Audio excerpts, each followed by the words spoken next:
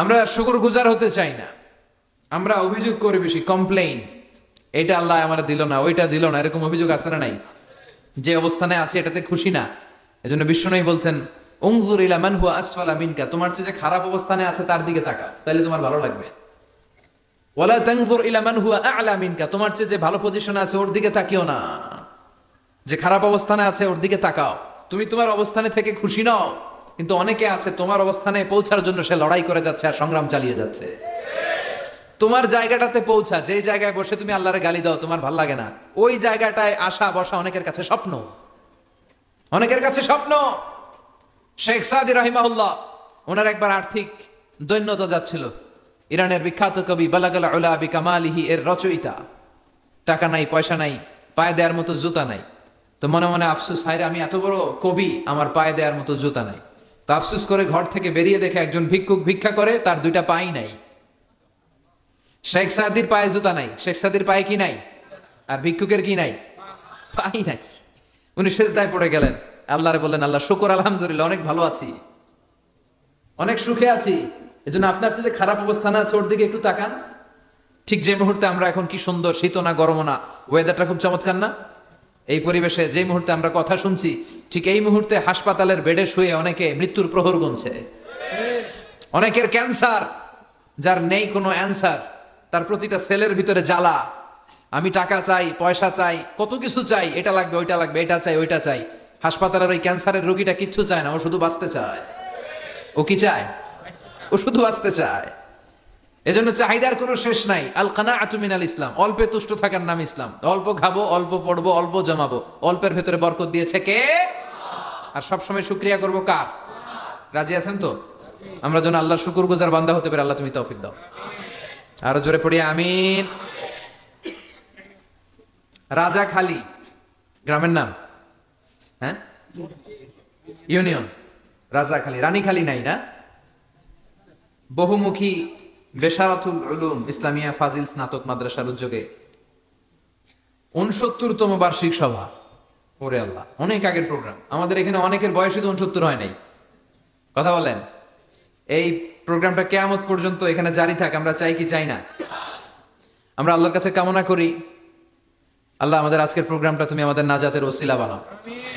এখানে যেমনি আমরা একত্রিত হতে পেরেছি, জান্নাতেও যেন আমরা একসাথে থাকতে পারি, তুমি তৌফিক দাও।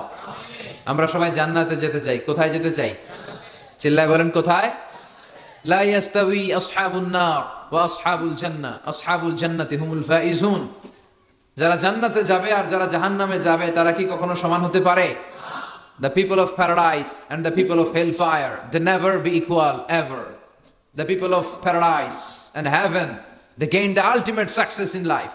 যারা জান্নাতি তারাই আসল সফলতা অর্জন করেছে, দুনিয়াতেও সফল, আখেরাতেও সফল। চিল্লায় বলেন ঠিক কিনা?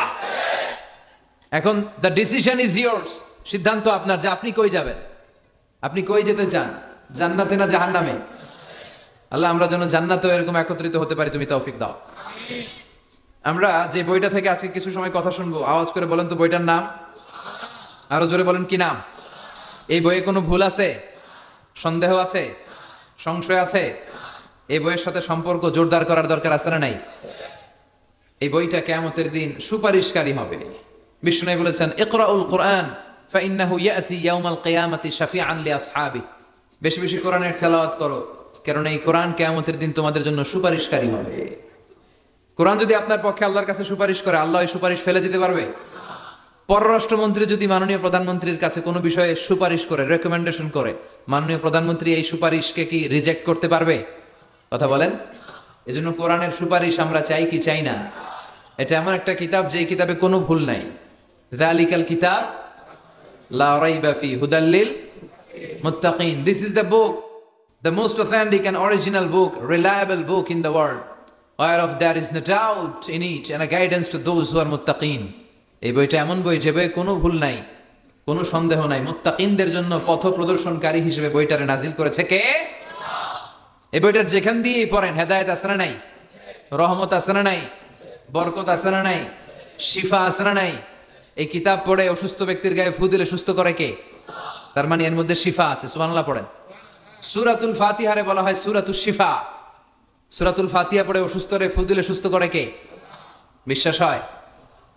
হ্যাঁ, না একটু সন্দেহ লাগে? যদি সন্দেহ থাকে তাহলে ফু দিলে কাজ হবে? আর বিশ্বাস রেখে যদি ফু দেন ভালো করে দিবে কে?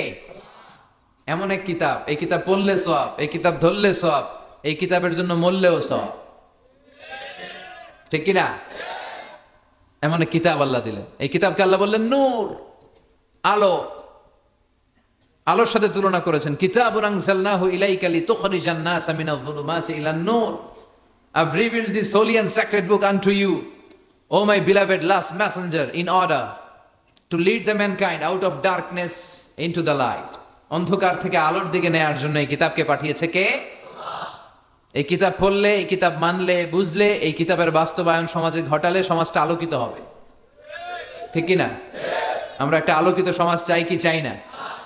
যে সমাজে এই কিতাব দিয়ে আইন করা হয়, এই কিতাবের আইনে সমাজে আইনটাকে বাস্তবায়ন করা হয়, ওই সমাজে কোনো ধর্ষণ থাকে, কোনো দুর্নীতি থাকে, ওই সমাজটা হয় মদিনার সমাজ, ওই সমাজটা হয় শান্তির সমাজ। এজন্য আমরা যেন কোরআনের সাথে সম্পর্ক বাড়াই, প্রতিদিন যেন কোরআনের তেলাওয়াত করি, একটি করে হলেও কোরআনের আয়াতের বঙ্গানুবাদ যেন আমরা পড়ি। পারা যাবে? সবাই পড়ে ইনশাআল্লাহ। আমি আপনাদের খেদমতে আমার খুতবার শুরুতে সূরাতুল মুজাম্মিল থেকে 4টি আয়াত তেলাওয়াত করেছি। এই সূরাতুল মুজাম্মিল থেকে কিছু কথা আজকে আমরা শুনবো ইনশাআল্লাহ। পড়েন ইনশাআল্লাহ।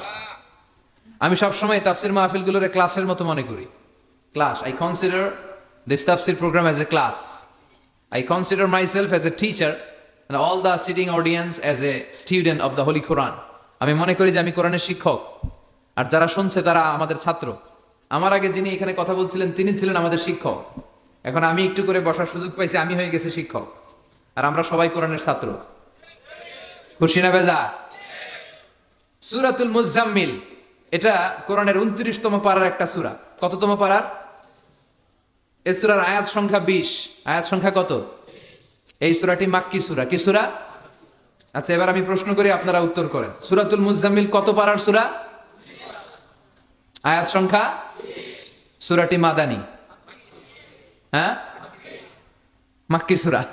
আলহামদুলিল্লাহ পড়েন। এই সূরাটি আল্লাহ তাআলা বিশ্বনবীর নামে ডেডিকেট করেছেন। কার নামে? বিশ্বনবীর অনেকগুলো সুন্দর সুন্দর নাম আছে, শুধু মুহাম্মদ সাল্লাল্লাহু আলাইহি ওয়াসাল্লাম এটাই ওনার নাম নয়, এটা ছাড়াও ওনার অনেক নাম আছে। ওনার একটা নাম আছে আহমদ। কি নাম? ইয়াতি মিন বাদি ইসমুহু আহমদ। মুহাম্মদ ওনার নাম, আহমদ ওনার নাম, তাহা ওনার নাম, মুজাম্মিল এটা ওনার একটা নাম, মুদ্দাসির এটা ওনার একটা নাম, আবুল কাসিম এটা ওনার একটা নাম, কুনিয়াত। তো বিশ্বনবীর নামে এই সূরাটাকে ডেডিকেট করেছে কে?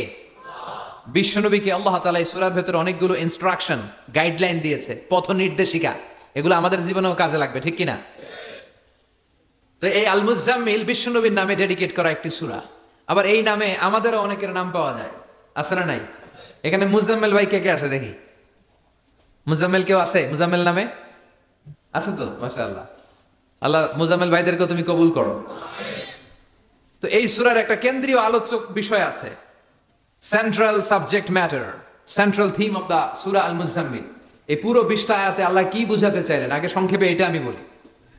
এই পুরো সূরার ভেতরে কেন্দ্রীয় যে আলোচ্য বিষয়টা আল্লাহ আমাদেরকে জানাতে চাইলেন সেটা হচ্ছে আমাদেরকে যে কোনো কাজে নামার আগে নিজেকে প্রস্তুত করে নিতে হবে। বুঝতে পেরেছেন? You have to take huge preparation for a successful mission. আপনি যদি কোনো মিশনে নামতে চান, আপনাকে you have to take preparation, you have to be prepared. নিজেকে প্রস্তুত করে নিতে হবে। বিশ্বনবীকে আল্লাহ তাআলা বড় একটা মিশনে নামাবেন, নবুয়তির মিশন, দাওয়াতি কাজের মিশন, আল্লাহর জমিনে আল্লাহর দ্বীনকে বাস্তবায়নের মিশন, পৃথিবীর বুকে কালিমার পতাকা গেড়ে দেওয়ার মিশন। চিল্লা এখন ঠিক কিনা? তো এত বড় মিশন যে নবী পালন করবে, ওই নবীর প্রিপারেশনের দরকার আছে না নাই? তাহলে এই পুরো সূরার মূল কথা হচ্ছে প্রিপারেশন ফর এ মিশন, মিশনের জন্য প্রস্তুতি গ্রহণ করা। Good preparation is a prerequisite for a successful mission. আপনি যদি একটা মিশনে সফল হতে চান, আপনাকে প্রস্তুতি নিতে হবে। কে নিতে হবে? সবাই বলে প্রিপারেশন নিতে হবে। প্রিপারেশন যদি ভালো হয়, কাজের ফলাফল। প্রিপারেশন যদি খারাপ, ফলাফল। পরীক্ষার আগে যদি প্রিপারেশন ভালো হয়, গোল্ডেন এ প্লাসের সম্ভাবনা আছে না নাই? ইলেকশনের আগে যদি ভালো প্রস্তুতি নেয়, জয়লাভ করার সম্ভাবনা আছে না নাই? সব কাজে প্রিপারেশন লাগে। এই যে আমরা প্রতিদিন সালাত পড়ি, নামাজ আদায় করি, প্রস্তুতি লাগে না? কি প্রস্তুতি লাগে? অজু করা লাগে, ঠিক কিনা?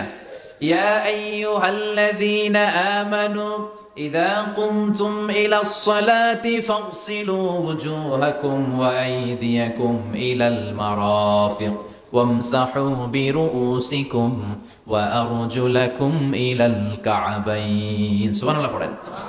আল্লাহ ডেকে বললেন, গোলাম যখন নামাজে যাবা নামাজের প্রস্তুতি নাও। কথাটা কার? আগে চেহারা ধৌত করো, হাত দুইটা কনুই পর্যন্ত ধৌত করো, তারপরে মাথা মাসে করো, তারপরে পা ধৌত করো, তারপরে সালাত কায়েম করতে যাও। তার মানে সালাত একামাতুস সালাহ, সালাত প্রতিষ্ঠার আগে আপনাকে প্রস্তুতি নিতে হবে। নামাজে যাওয়ার আগে অজু করা লাগবে, ঠিক কিনা? আবার জুমার নামাজে আপনি যাবেন, এই জুমার নামাজে যাওয়ার আগে প্রস্তুতি আছে না নাই? কি প্রস্তুতি আছে? গোসল করা লাগে, ঠিক কিনা? আতর মাখা লাগে, সুন্দর পারফিউম দেওয়া লাগে, তারপর জুমার খুতবা শোনার জন্য মসজিদে আগে আগে যাওয়া লাগে, ঠিক কিনা? তার মানে নামাজের আগে প্রস্তুতি লাগে, জুমার সালাতের আগে প্রস্তুতি লাগে, আবার রোজার আগেও প্রস্তুতি আছে না নাই?